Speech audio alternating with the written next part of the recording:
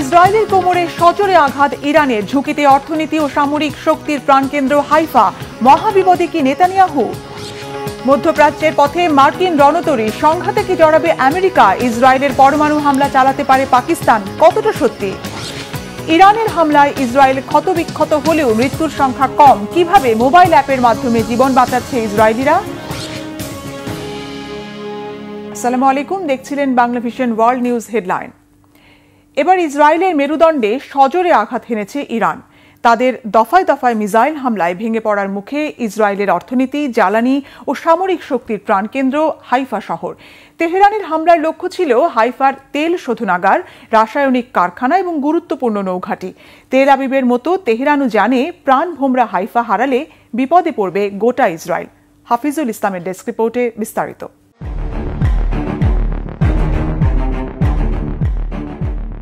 ইসরায়েলকে লক্ষ্য করে চলছে ইরানের ক্ষেপণাস্ত্র ও রকেট হামলা। শত শত মাইল দূর থেকে উড়ে এসে দেশটির মাটিতে আঘাত হানছে ইরানি মিসাইলের বহর। এর জেরে সবচেয়ে ক্ষতির শিকার হচ্ছে যেসব ইসরায়েলি শহর, তার মধ্যে অন্যতম বন্দরনগরী হাইফা। তেল আবিব থেকে প্রায় 90 কিলোমিটার দূরের এই শহরটিতে আক্রমণের তীব্রতায় প্রশ্ন উঠেছে, হাইফাকে আসলেই কি টপ টার্গেট লিস্টে রেখেছে ইরান? এর পেছনে কি রয়েছে বিশেষ কোনো উদ্দেশ্য?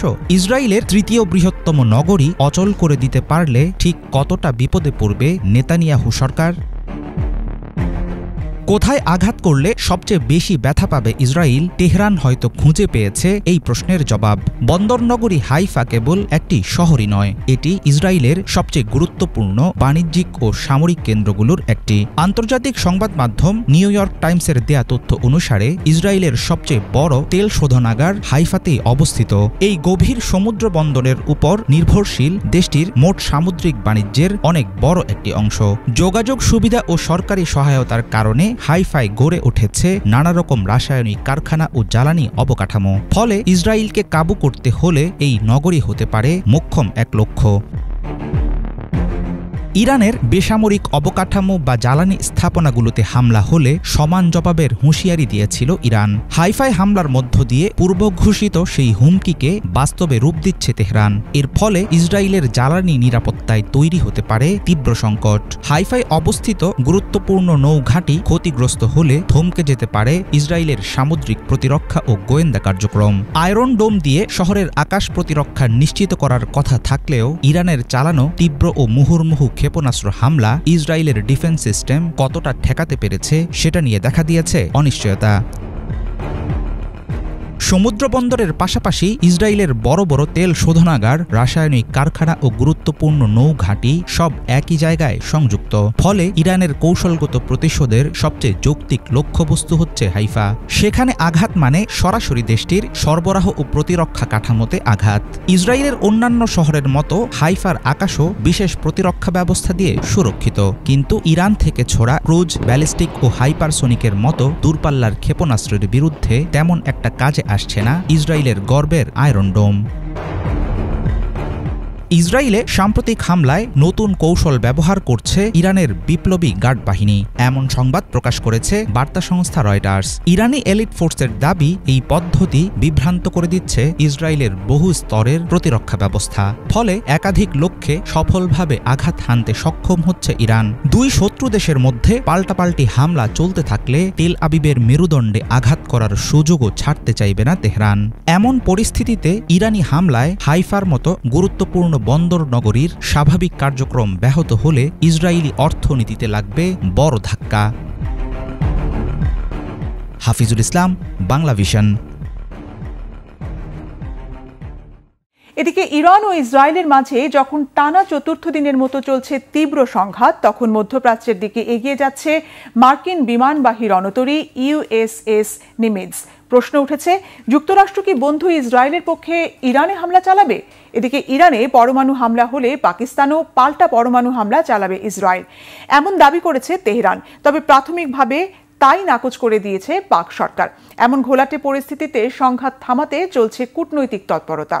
রিফাত জামানের ডেস্ক রিপোর্ট।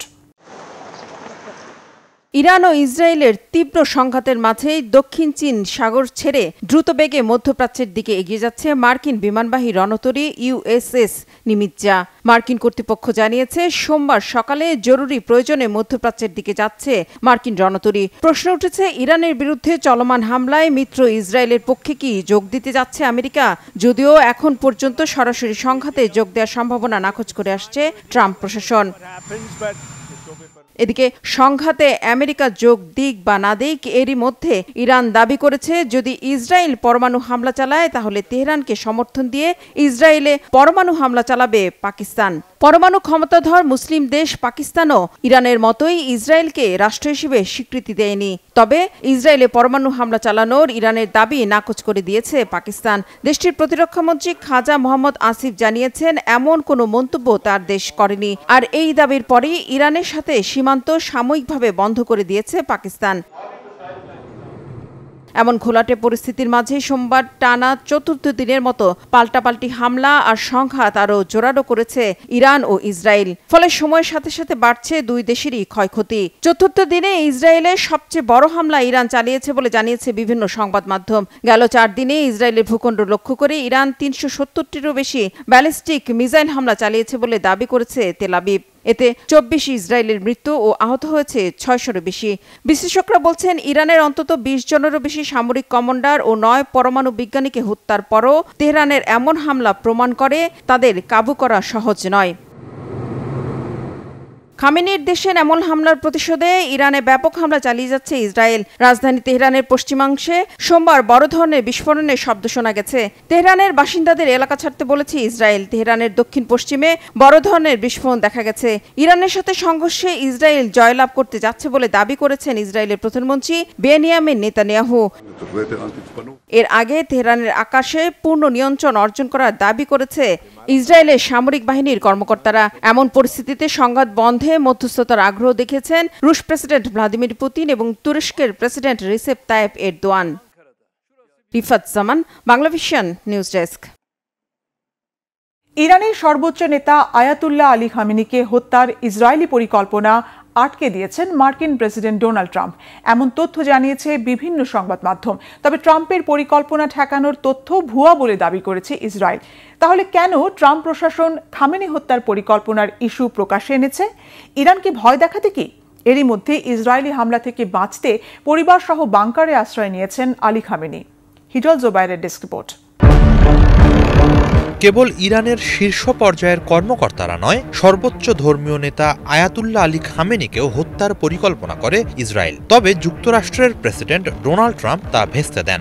নাম প্রকাশ না করে ট্রাম্প প্রশাসনের দুটি সূত্রের বরাত দিয়ে এক প্রতিবেদনে এমনটাই জানিয়েছে সিএনএন। এখন পর্যন্ত ইসরায়েল ইরান সংঘাতে জড়াতে চাইছেন না। জনসমক্ষে ও ব্যক্তিগত পরিসরে ট্রাম্প যখন এমন বার্তা দিয়ে চলেছেন, সে সময়ই এই তথ্য সামনে এলো। সপ্তাহান্তে জ্যেষ্ঠ এক মার্কিন কর্মকর্তার কাছ থেকে পাওয়া তথ্যের বরাতে সিএনএন জানায় ইসরায়েলের হাতে ইরানের সর্বোচ্চ ধর্মীয় নেতাকে হত্যার একটি সুযোগ এসেছিল, কিন্তু মার্কিন প্রেসিডেন্ট ভেটো দেয়ায় তা বাস্তবায়ন করা হয়নি। ওই কর্মকর্তার মতে ট্রাম্প মূলত ইসরায়েল ইরান উত্তেজনা কমাতে চেষ্টা করছেন। তবে ফক্স নিউজকে দেয়া এক সাক্ষাৎকারে এ ধরনের কোনো কিছুর কথা অস্বীকার করেছেন ইসরায়েলের প্রধানমন্ত্রী বেনিয়ামিন নেতানিয়াহু। তিনি বলেন, ট্রাম্পের সাথে আলোচনা নিয়ে এত মিথ্যা প্রতিবেদন সামনে আসছে যে তিনি এগুলো নিয়ে কথা বলতে আগ্রহী নন। এছাড়া সিএনএনকে নেতানিয়াহুর এক মুখপাত্র জানিয়েছেন, ট্রাম্প খামেনিকে হত্যার পরিকল্পনা ভেস্তে দিয়েছেন, এমন তথ্য ভুয়া। তবে সত্য হোক বা মিথ্যা, খামেনিকে হত্যার পরিকল্পনা করা বা তা ভেস্তে দেওয়ার মতো প্রসঙ্গ সামনে আনার বিষয়টিকে মোটেই সরলভাবে দেখছেন না বিশ্লেষকরা। তাদের মতে এর মধ্য দিয়ে একটি বিষয় স্পষ্ট যে ইরানের সর্বোচ্চ নেতাকে হত্যার বিষয়টি বিবেচনার বাইরে নয়। ইসরায়েলের সাবেক কূটনীতিক অ্যালান পিঙ্কাসের ধারণা, ইরানের রাজনৈতিক নেতৃত্বকে ভয় দেখানোর জন্যই এমন প্রচারণা সামনে আনা হয়েছে। বোঝানোর চেষ্টা করা হচ্ছে যে কোনো বিকল্পই বিবেচনার বাইরে নয়। একই সাথে বোঝানো হচ্ছে যুক্তরাষ্ট্র সংযম দেখাচ্ছে এবং ইসরায়েলকেও সংযত থাকতে বলছে। তবে ইরান আরও আগে বাড়লে এই সংযম থাকবে না। খামেনির হত্যা পরিকল্পনার প্রসঙ্গ এনে একসাথে এ ধরনের অনেকগুলো দিক ইঙ্গিত করা হচ্ছে বলে মনে করছেন পিঙ্কাস। এদিকে ইসরায়েলের অপ্রত্যাশিত হামলার পরপরই পরিবারের সদস্যদের নিয়ে খামেনি বাংকারে আশ্রয় নিয়েছেন। যুক্তরাজ্য ভিত্তিক ফার্সি সংবাদ মাধ্যম ইরান ইন্টারন্যাশনালের এক প্রতিবেদনে এমনটাই দাবি করা হয়েছে। তাদের বরাত দিয়ে ইসরায়েলি সংবাদ মাধ্যম টাইমস অব ইসরায়েল জানিয়েছে, ইসরায়েলি হামলা শুরুর বেশ কয়েক ঘণ্টা পর তেহরানের উত্তর পূর্বাঞ্চলের লাভিজানে একটি বাংকারে আশ্রয় নেন খামেনি। খামেনির সঙ্গে তার ছেলে মোস্তফাও আছেন বলে দাবি টাইমস অব ইসরায়েলের। খামেনির পর ইরানের সর্বোচ্চ ধর্মীয় নেতা হতে পারেন মোস্তফা। এর আগে ইসরায়েলে ইরানের হামলা ট্রু প্রমিস 1 ও ট্রু প্রমিস 2-র সময়ও খামেনি পরিবারের সদস্যদের নিয়ে বাংকারে আশ্রয় নেন বলে জানিয়েছে Iran International. Hijal Zubair, Bangla Vision. ইরানের ক্ষেপণাস্ত্র হামলায় ইসরায়েলের বিভিন্ন শহরে ব্যাপক ক্ষয়ক্ষতি হলেও মৃত্যুর সংখ্যা তুলনামূলক কম। আর এর পেছনে কাজ করছে হোম ফ্রন্ট কমান্ড নামের একটি আধুনিক অ্যালার্ট অ্যাপ, যা ক্ষেপণাস্ত্র হামলার 15 থেকে 30 মিনিট আগেই সতর্কবার্তা পাঠায় নাগরিকদের। ফলে সময় মতো আশ্রয় নিতে পারায় বহু মানুষ বেঁচে যাচ্ছেন নিশ্চিত মৃত্যুর মুখ থেকে। মোবাইলের অ্যাপের পাশাপাশি কিভাবে বাড়িঘরে বোমা প্রতিরোধী কক্ষ তৈরি করে প্রাণ রক্ষা করেছে ইসরায়েলিরা, ডেস্ক রিপোর্টে জানাচ্ছেন হাফিজুল ইসলাম। ইসরায়েলের আকাশে গর্জে উঠছে ইরানের ক্ষেপণাস্ত্র। মুহূর্তে মুহূর্তে আঘাত হানছে শহর আর জনপদে। বিস্ফোরণের শব্দে মাটিতে ছড়িয়ে পড়ছে ধ্বংসস্তূপ। কিন্তু ভয়াবহ হামলার মাঝেও দেশটিতে তুলনামূলক কম হচ্ছে প্রাণহানির সংখ্যা। এই ক্ষয়ক্ষতির ঝড়েও কিভাবে প্রাণ বাঁচাচ্ছে ইসরায়েল? বিশ্লেষকরা বলছেন, ইসরায়েলের গোপন অস্ত্র হচ্ছে তাদের হোম ফ্রন্ট কমান্ড নামের একটি অত্যাধুনিক অ্যালার্ট অ্যাপ। প্রযুক্তি ও পরিকল্পিত নিরাপত্তা ব্যবস্থার পুরোদস্তুর প্রস্তুতি না থাকলে চলমান আঘাতের ধাক্কায় গাজার মতোই হতো ইসরায়েলের পরিণতি। ইসরায়েলি সামরিক বাহিনীর দেয়া হোম ফ্রন্ট কমান্ড অ্যাপ যে কোনো হামলার অন্তত 15 থেকে 30 মিনিট আগে সাধারণ মানুষের ফোনে পাঠিয়ে দিচ্ছে সতর্কবার্তা। আগাম সেই সতর্কতা পেয়েই ইসরায়েলি জনগণ ছুটে যাচ্ছে ভূগর্ভস্থ বাংকার, বোম শেল্টার বা বোমা প্রতিরোধী কক্ষে। এসব নিরাপদ আশ্রয়স্থল থাকার ফলে ইরান থেকে একের পর এক ব্যালিস্টিক ক্ষেপণাস্ত্র ছুটে এলেও ব্যাপক বিস্ফোরণ আর ধ্বংসের মাঝেও প্রাণে বেঁচে যাচ্ছে বহু মানুষ। প্রযুক্তির এমন সফলতা পুরোপুরি নিখুঁত নয়। সে কারণে 14 জুন শনিবার রিশন অঞ্চলে হামলার সময় কারিগরি ত্রুটির কারণে আগাম সতর্কবার্তা দেয়া হয়নি। ফলে ওই এলাকায় ব্যাপক ক্ষয়ক্ষতি হয়েছে। দ্রুত তদন্ত করে সমস্যা সমাধান করেছে হোম ফ্রন্ট কমান্ড। পরিস্থিতির গুরুত্ব বিবেচনায় সারা দেশে রিজার্ভ সেনা মোতায়েন করেছে ইসরায়েল। স্কুল কলেজ বন্ধ ঘোষণা করেছে সরকার। জরুরি সেবা ছাড়া বন্ধ রাখা হয়েছে সব ধরনের কার্যক্রম। ইসরায়েলের হোম ফ্রন্ট কমান্ড কর্তৃপক্ষ দেশটির নাগরিকদের বোম শেল্টারের বাইরে না যাওয়ার নির্দেশ দিয়েছে। বিশেষভাবে সতর্ক করে বলা হয়েছে, কোনো ভবনের ভূগর্ভস্থ পার্কিং বোমা প্রতিরোধী না হলে সেগুলোকে শেল্টার হিসাবে ধরা হবে না। আগাম সতর্কতা ছাড়া যে কোনো সময় ইরানের হামলা আসতে পারেও বলে ধারণা দেয়া হচ্ছে। স্মার্ট প্রযুক্তি ব্যবহার করে ব্যাপক প্রাণহানির হাত থেকে বেঁচে যাচ্ছে ইসরায়েল। তবে প্রশ্ন হলো, ইরানের মিসাইল বৃষ্টির মুখে এমন কৌশল কতদিন কাজে আসবে? হাফিজুল ইসলাম, বাংলা ভিশন। এদিকে ইসরায়েল ইরান সংঘাত এখন শুধু সীমান্তে নয়, ছড়িয়ে পড়েছে সাইবার পরিসরেও, যেখানে মাত্র 24 ঘণ্টায় ইসরায়েলের বিরুদ্ধে সাইবার হামলা বেড়েছে 700 ভাগ। বিশেষজ্ঞরা বলছেন, ভবিষ্যতের যুদ্ধ হবে অদৃশ্য এই সাইবার যুদ্ধ। শুভ ইসলামের রিপোর্ট। সাম্প্রতিক সময়ে ইসরায়েল এবং ইরানের মধ্যে চলমান সংঘাত সামরিক ও ভূ রাজনৈতিক অঙ্গন ছাড়িয়ে সাইবার জগতেও ছড়িয়ে পড়েছে। উভয় দেশই একে অপরের বিরুদ্ধে পাল্টাপাল্টি সাইবার হামলার ঘটনা ঘটাচ্ছে, যা আঞ্চলিক স্থিতিশীলতাকে আরও জটিল করে তুলছে। এই সাইবার যুদ্ধ শুধুমাত্র অবকাঠামোগত ক্ষতি বা তথ্য চুরির মধ্যে সীমাবদ্ধ থাকছে না, বরং এটি অর্থনৈতিক, সামাজিক এবং রাজনৈতিক প্রভাবও ফেলছে। বিভিন্ন প্রতিবেদনে উল্লেখ করা হয়েছে, ইরানে হামলার 24 ঘণ্টার মধ্যেই ইসরায়েলের ডিজিটাল পরিসরে 700% পর্যন্ত সাইবার আক্রমণের হার বৃদ্ধি পায়। প্রশ্ন হল, এটি কি কেবল প্রতিশোধ নাকি নতুন ধাঁচের একটি যুদ্ধ পরিকল্পনার অংশ? বিশ্লেষকরা বলছেন, 2007 সালে ইসরায়েলি স্টাক্সনেট হামলার পর থেকে ইরান দীর্ঘদিন ধরে তাদের সাইবার সক্ষমতা গড়ে তুলেছে। 13 June Israel operation rising lion নামে ইরানে বড় ধরনের হামলা চালায়, যার লক্ষ্য ছিল ইরানের সামরিক ও পারমাণবিক অবকাঠামো বিধ্বস্ত করা। আরবভিত্তিক স্যাটেলাইট টিভি চ্যানেল আল মায়াদিন এর প্রতিবেদনে বলা হয়েছে, ইসরায়েলের আক্রমণের ঠিক কয়েক ঘণ্টার মধ্যেই ইরানি রাষ্ট্রভিত্তিক এবং হ্যাকটিভিস্ট গ্রুপগুলি একযোগে সাইবার অপারেশন শুরু করে। আল মায়াদিনের ওই প্রতিবেদনে বলা হয়েছে, ইরানের উপর ইসরায়েলের হামলার পর ইসরায়েলের বিরুদ্ধে সাইবার হামলার ঘটনা 700% বৃদ্ধি পেয়েছে। ইসরায়েলি সাইবার সিকিউরিটি ফার্ম চেকপয়েন্টের তথ্য অনুযায়ী গত জানুয়ারি মাস থেকে ইসরায়েলের উপর সাইবার হামলা উদ্বেগজনক হারে বাড়ছে। এই হামলাগুলোর বেশিরভাগই আসছে ইরানপন্থী হ্যাকার গ্রুপগুলোর কাছ থেকে। সম্প্রতি রেডওয়ারের এক প্রতিবেদনেও ইসরায়েল ইরান সংঘাতের প্রেক্ষাপটে সাইবার হুমকির তীব্রতা বৃদ্ধির বিষয়টি উল্লেখ করা হয়েছে। সাইবার আক্রমণগুলো কেবল ওয়েবসাইট হ্যাক বা ট্রাফিক বাড়িয়ে সিস্টেম নষ্ট করার মধ্যে সীমিত ছিল না, বরং এগুলো ছিল জাতীয় অবকাঠামোতে ঢুকে পানি, বিদ্যুৎ, স্বাস্থ্যসেবা ও যোগাযোগ ব্যবস্থায় বিপর্যয় ঘটানোর চেষ্টা। অর্থাৎ এখানে শুধু প্রযুক্তিগত ক্ষতি নয়, বরং জনমনে আতঙ্ক ছড়িয়ে দেওয়ারও লক্ষ্য ছিল। আন্তর্জাতিক অলাভজনক সংস্থা সাইবার থ্রেট অ্যালায়েন্সের প্রধান মাইকেল ড্যানিয়েল বলেন, উভয় দেশই সাইবার সক্ষমতায় পরিপূর্ণ। ডিডোস আক্রমণ থেকে শুরু করে ডেটা মুছে ফেলার মতো আক্রমণ করতে পারে তারা। আমি নিশ্চিত যে তারা উভয়ই সাইবার গুপ্তচর বৃত্তি এবং বিভিন্ন ধরনের অপারেশন চালাচ্ছে। এই সাইবার আক্রমণগুলো বিভিন্ন ধরনের হয়ে থাকে। এর মধ্যে উল্লেখযোগ্য হল ডিডোস আক্রমণ। এর মাধ্যমে লক্ষ্যবস্তুর সার্ভারে বিপুল পরিমাণ ট্রাফিক পাঠিয়ে সেটিকে অকার্যকর করে দেওয়া হয়। এর ফলে ওয়েবসাইট বা অনলাইন পরিষেবাগুলো বন্ধ হয়ে যায়। এর সাথে ransomware attack, data wiping attack, website defacement সহ বিভিন্ন কার্যকলাপ চালানো হয়।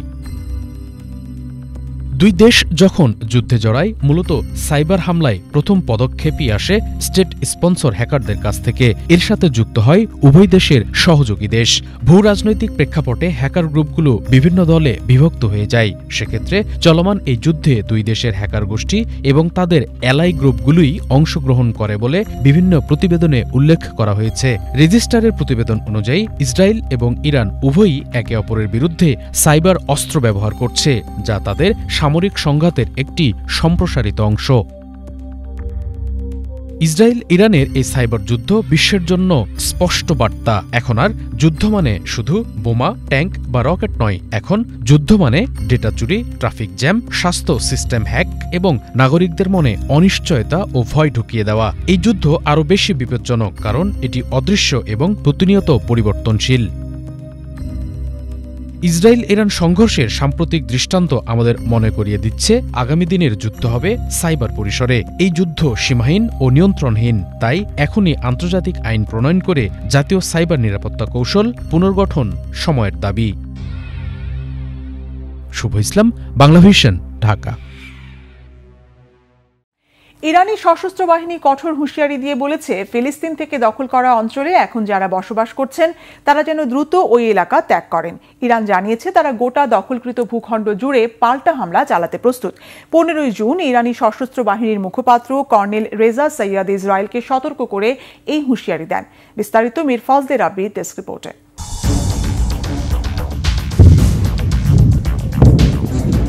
এক একটি মিসাইল যেন এক একটি প্রতিশোধের বার্তা।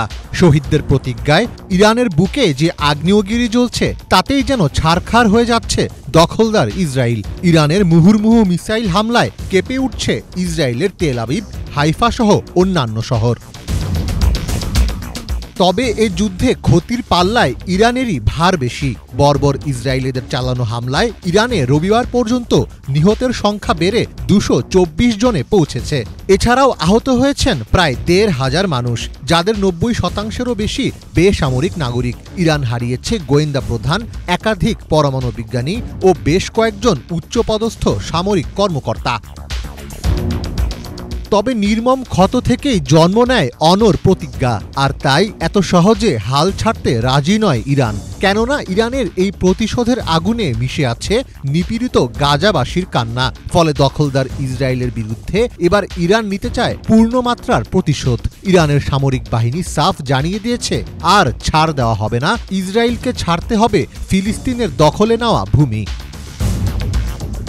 ইরানি সশস্ত্র বাহিনী কঠোর হুঁশিয়ারি দিয়ে বলেছে, ফিলিস্তিন থেকে দখল করা অঞ্চলে এখন যারা বসবাস করছেন তারা যেন দ্রুত ওই এলাকা ত্যাগ করেন। ইরান জানিয়েছে তারা গোটা দখলকৃত ভূখণ্ড জুড়ে পাল্টা হামলা চালাতে প্রস্তুত। 15 জুন ইরানি সশস্ত্র বাহিনীর মুখপাত্র কর্নেল রেজা সাইয়েদ ইসরায়েলকে সতর্ক করে বলেন, দখলকৃত অঞ্চল ছেড়ে যান, কারণ ভবিষ্যতে এসব এলাকা আর বসবাসের উপযোগী থাকবে না। ভবিষ্যতের জন্য আপনাদের প্রতি অগ্রিম সতর্কবার্তা, দখলকৃত অঞ্চল ছেড়ে যান। নিশ্চিতভাবে বলছি, এগুলো ভবিষ্যতে আর বসবাসের উপযোগী থাকবে না। গত কয়েকদিন ধরেই ইরানি বাহিনী ইসরায়েলের স্পর্শকাতর অবস্থানগুলো লক্ষ্য করে একাধিক হামলা চালাচ্ছে। আমাদের হাতে ইসরায়েলের সামরিক ঘাঁটি, নিরাপত্তা কেন্দ্র, সেনা কমান্ডার ও সামরিক বিজ্ঞানীদের আবাসস্থলের একটি বিস্তৃত টার্গেট লিস্ট রয়েছে। সুতরাং আমরা জোর দিয়ে বলছি, এই অপরাধী শাসনের মানব হবেন না। ভূগর্ভস্থ আশ্রয় কেন্দ্রেও আপনাদের নিরাপত্তা নিশ্চিত হবে না। সতর্কবার্তা উপেক্ষা করলে এর পরিণতি আরও ভয়াবহ হবে। ফিলিস্তিনিদের লক্ষ্য এবং প্রতিরোধকে সমর্থন করায় ইরানি নেতাদের ঐতিহাসিক এবং গুরুত্বপূর্ণ ভূমিকার প্রশংসা করেছে ফিলিস্তিনি স্বাধীনতাকামী গোষ্ঠী হামাস। হামাসের সশস্ত্র শাখা কাশেম ব্রিগেড তেহরানের প্রতি সমর্থন ঘোষণা করে একটি বিবৃতি জারি করেছে। গোষ্ঠীটি বলেছে, আমরা ইরান, দেশটির নেতৃত্ব এবং তার জনগণের পাশে দাঁড়িয়েছি। ইরানের পাল্টা জবাব ইসরায়েলি দখলদারিত্বের ভিত্তিকে নাড়িয়ে দিয়েছে বলেও মন্তব্য করেছে হামাস। এদিকে ইরানের প্রতিশোধমূলক ক্ষেপণাস্ত্র ও ড্রোন হামলা ঠেকাতে বিশ্বের বিভিন্ন দেশের কাছে সহায়তা চেয়েছে ইসরায়েল। ইসরায়েলি সম্প্রচার সংস্থা কান জানিয়েছে, ইসরায়েল সরকার আনুষ্ঠানিকভাবে যুক্তরাজ্য ও ফ্রান্স সহ কয়েকটি দেশের কাছে অনুরোধ করেছে যেন তারা ইসরায়েলের দিকে নিক্ষেপ করা ইরানি ড্রোন ও ব্যালিস্টিক ক্ষেপণাস্ত্র প্রতিহত করতে সহায়তা করে। মীর ফজলে রাব্বি, বাংলা ভিশন। এই ছিল আজকের মতো। সাথে থাকায় ধন্যবাদ।